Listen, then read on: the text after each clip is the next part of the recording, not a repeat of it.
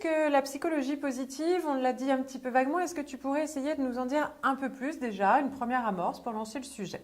Alors, comme on a pu le préciser déjà une première fois, ça reste une science. Et ça, vraiment, c'est très important de le stipuler. Ce n'est pas la pensée positive, parce que bien souvent, on fait l'amalgame entre la pensée positive et la psychologie positive. Alors justement, on pourrait peut-être, quelle est cette différence entre la pensée positive et la psychologie positive?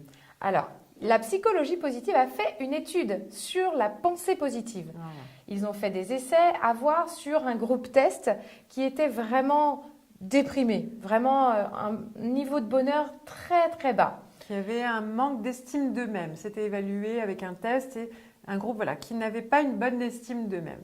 Un deuxième groupe qui, eux, par contre, avait un niveau de bonheur neutre. C'était ni waouh enthousiasmant, ni dépressif. Quoi, et une bonne estime d'eux-mêmes en parallèle.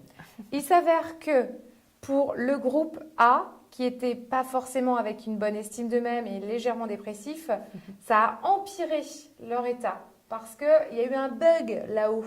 Parce qu'on vous donne une information et en plus votre cerveau il dit mais non, c'est pas ça en fait, c'est pas la bonne information. Du coup, qu'est-ce que je comprends? Et du coup, ça bug et ça régresse. L'exercice de pensée positive traditionnelle, c'est le fait de se regarder dans un miroir et de répéter une phrase en boucle pendant, je crois que c'est 20 fois. Je vais bien, tout va bien et tout va aller de mieux en mieux. Voilà, je me répète ça en essayant d'être convaincue, etc. Ce qui explique pourquoi il y a ce décalage. Une personne qui du coup n'est pas en confiance, etc., va se dire je vais bien, tout va bien et en fait, bah oui, langage non verbal, il n'est pas en accord avec ce que je suis en train de dire au langage verbal. Donc il y a un truc qui ne va pas.